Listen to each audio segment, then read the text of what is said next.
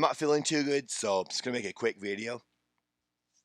This video is about building on my prior videos about time travel and how time travel in movies, I've seen a pattern where they're connected to the Oedipus Complex, which is,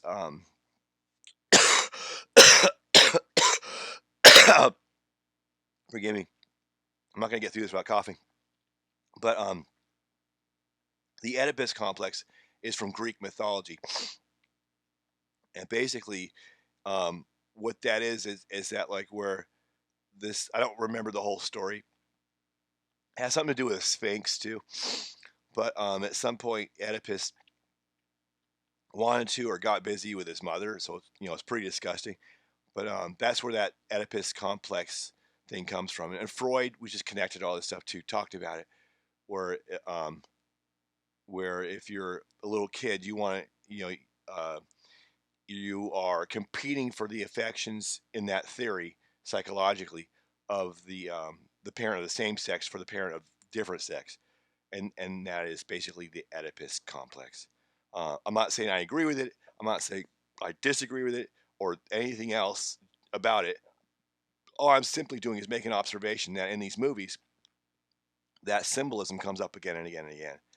I've talked about it in my prior videos, but like for example, in Back to the Future, where Michael J. Fox's character ends up being hit on by his own mother, um, etc. But you have to watch the prior videos; you'll see what I'm getting at, and they're all linked to Osiris um, and how Horus, the son, ended up becoming the consort of Isis, the mother, which is also similar to how, or connected to, I should say, how the father of the mother of Osiris was named Nut, and that's not a pun.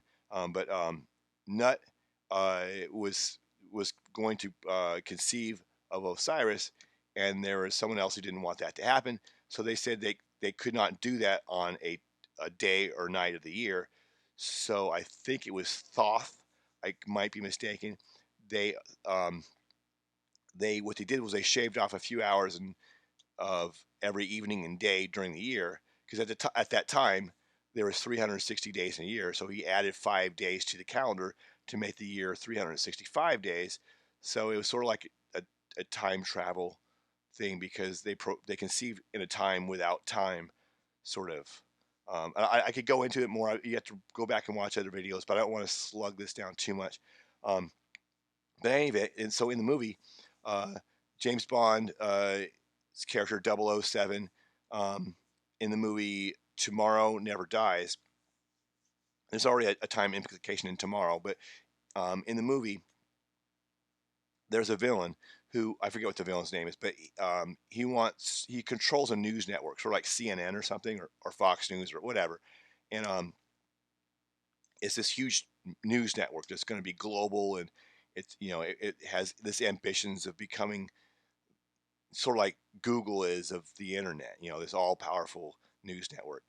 And what ends up happening is his ambitions don't lie with just trying to be the main go-to source for news and beating out the competition, but the guy's also trying to like control the world by controlling the opinions um, and the reactions of people who read the news, by controlling the news itself, by making events happen as if they were organic, and then afterwards reporting on the very events that they had made happen. Um, so it's sort of like they were controlling the future. Um, and I know this isn't a strictly time travel movie, but I believe it still has symbolism in that regard. So, real briefly, that's not too different from what they do now. I mean, they use I don't want to say words that's going to you know get someone to spot things, but they use certain um, people in the news that portray themselves to be just bystanders of events for things that they may have staged, for one. Um, and then for two, they're all kind of interconnected. So, like, for example, 9/11. That's where that whole thing was, in my opinion, was a setup. And so, and I have no doubt that the news was probably part of it, because all these higher elites are interconnected. They know what's going to happen ahead of time. Like you have all these videos about that show how the Simpsons have this predictive programming that comes through, and the news is no different. It's all predictive programming and staged events and whatnot, all designed to control us and our thinking patterns and whatnot. But anyway, I don't want to get too far off in that line of reasoning. So the main thing I want to point out was that in the movie Tomorrow Never Dies, one of the characters, I think it's James Bond's character himself, mentions the Oedipus Complex. And so if you've watched any of my prior videos on time travel and follow those, then you'll see that that kind of corroborates my point, in that there is some kind of connection between the Osiris slash Nut mythologies of ancient Egypt that have symbolism or meaning for them in time travel movies and probably time travel itself. So that's it for today. So I hope you enjoyed this. If you didn't, that's cool. Just let me know. Hey, Mike, I wasn't too fond of this video. Just let me know why. Either way, if you like it, if you don't like it, or any other thoughts you have on the subject, um, and be polite and just let me know. It's all good either way. Thanks for watching, regardless. God bless you all in Jesus' name. And if you have time later, if you haven't done so already, please go back and look at some of those other time travel videos to kind of fill in the blanks. And if you can, let me know what you think about those as well.